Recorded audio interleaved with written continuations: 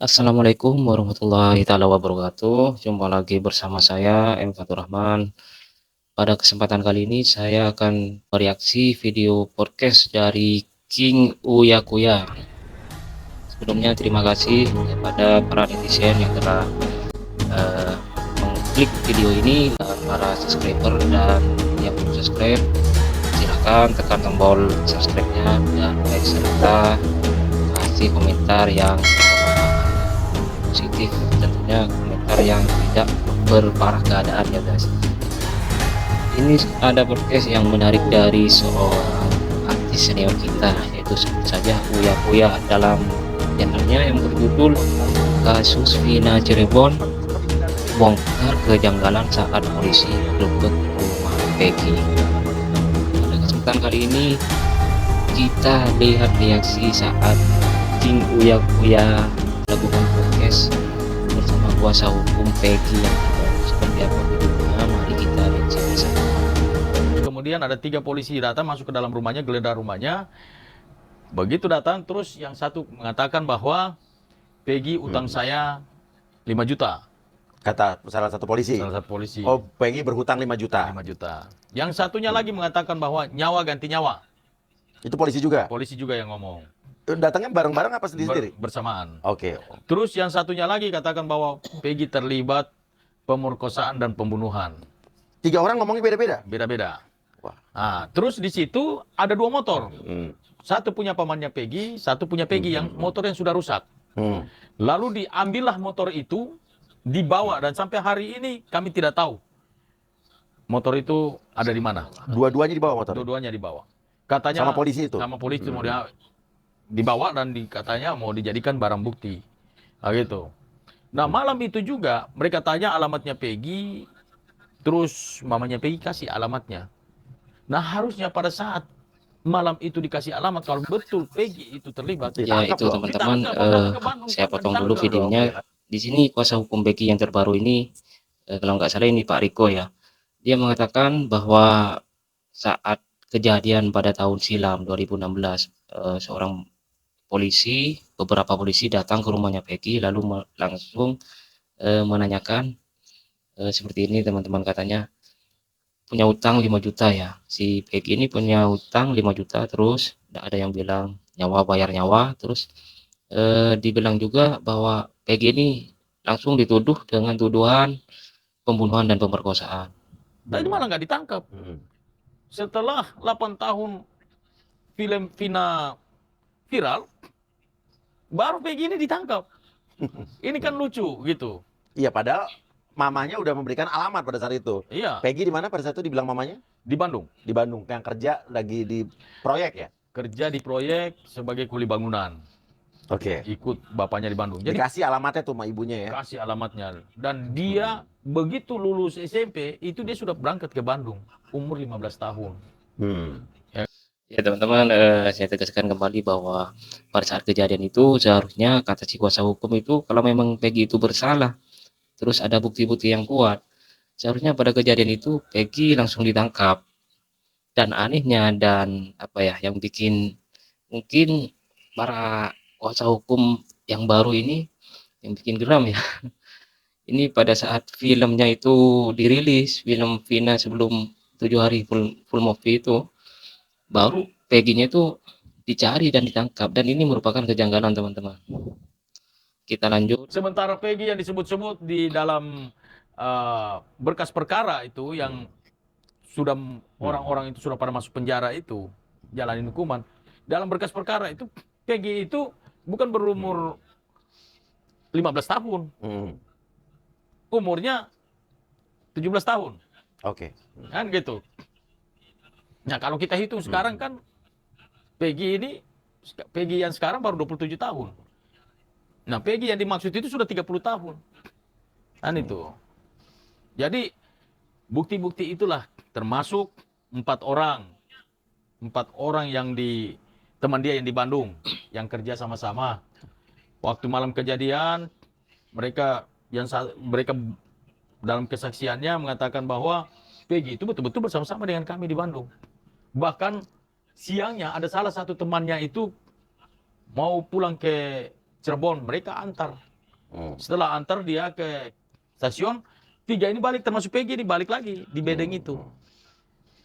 Nah inilah yang membuat sehingga kami dari kuasa hukum meyakini bahwa klien kami ini tidak bersalah. Ini saya ada potongan video yang saya sudah record untuk video selanjutnya. Ya, habis itu nggak ada kabar lagi. Peggy juga nggak ada yang nyariin juga polisi pada saat itu. Nggak ada sama sekali sampai 8 tahun. Nah tiba-tiba sekarang film Pina meledak dalam hitungan 3-4 hari lalu Peggy bisa ditangkap. 16. Iya, ya. Polisi bilang apa pada saat itu, Bu? Ya awalnya polisi tuh datang banyak tuh. Hmm. Dia nggak assalamualaikum nggak apa langsung duduk gitu aja. Nah pas yang satu ngomongnya Peggy punya utang sama saya 3-4 juta belum bayar gitu. Kata polisi. Yang satunya lagi nyawa dibayar nyawa katanya. Yang satunya lagi ngomong Peggy ikut membunuh Pina dan Eki katanya gitu. Oke. Terus tiba-tiba kata saya apa orang Peggy juga nggak ada di sini Pak, kata saya Peggy lagi kerja di Bandung, kata saya gitu. Ibu jangan bohong. Ya, terus pada masuklah ke dalam itu menggeledah semuanya, kata saya cari apa Pak, cari barang bukti katanya gitu. Oke.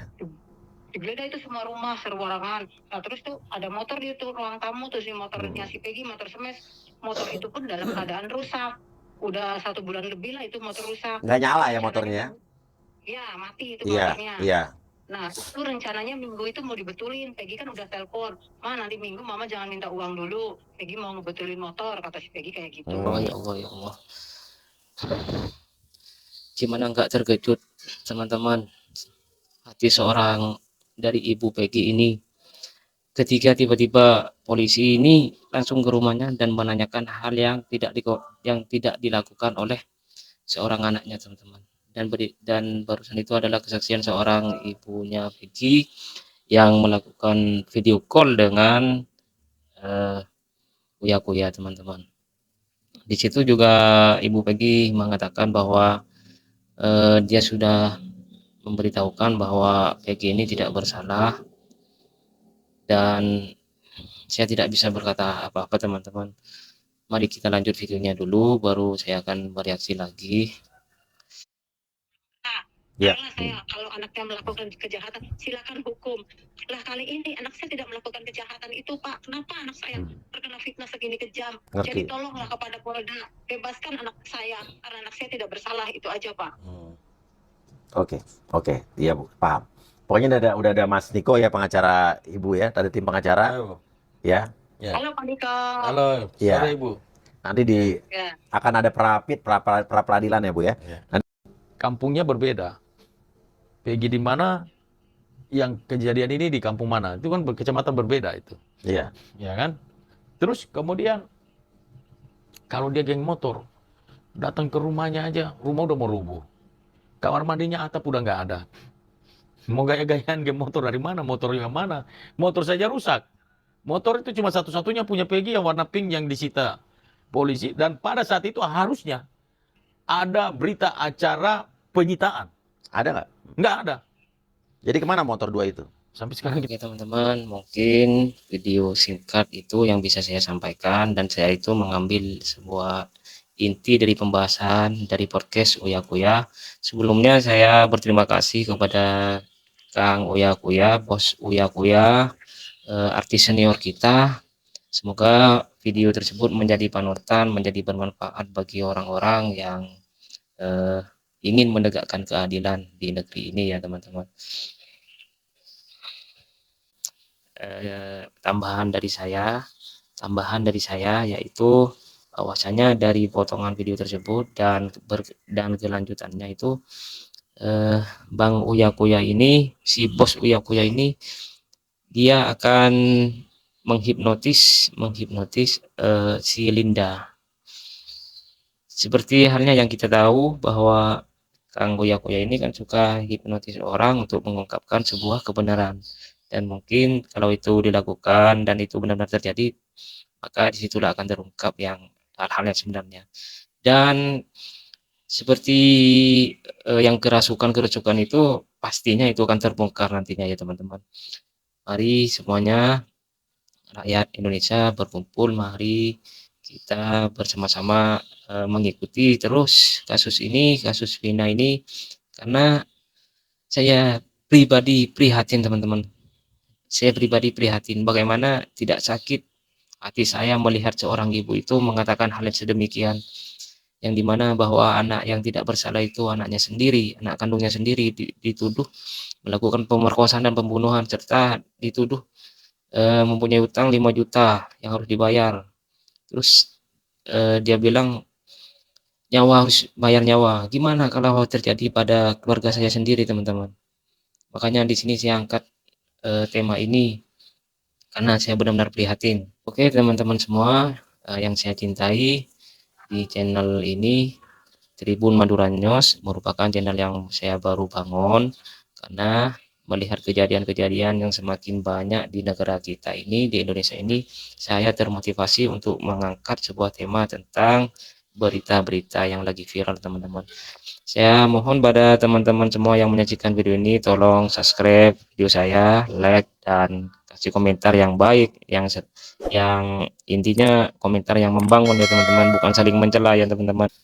Maka dari itu, kita sebagai warga netizen, warga Indonesia yang baik, kita memberikan komentar yang membangun, tentunya membangun, yang berkualitas. Jangan sampai kita saling menyalahkan dari pihak kepolisian, dan dari pihak si tersangka. Kita harus memberikan komentar yang positif, bagaimana caranya si Peggy ini bisa terbebaskan, teman-teman. Karena yang kalian tahu sendiri bahwa Peggy ini memang orang yang tidak punya, orang sederhana. Dia aja menjadi kuli bangunan untuk menghidupi keluarganya. Dan si Peggy ini memang orang yang baik, dan Peggy ini memang orang yang baik, juga membantu orang tuanya, dan dia sayang kepada adiknya, teman-teman. Oke teman-teman, mungkin itu yang bisa saya sampaikan. Kurang lebihnya saya mohon maaf sebesar-besarnya, dan ucapan terima kasih kepada channel King Uya. Terima kasih sudah podcast tentang video ini, tentang kasus Vina. Semoga Kang Uya diberikan kesehatan dan umur yang panjang serta rezeki yang melimpah. Amin amin ya rabbal alamin. Sekian dan saya tutup. Wassalamualaikum warahmatullahi wabarakatuh.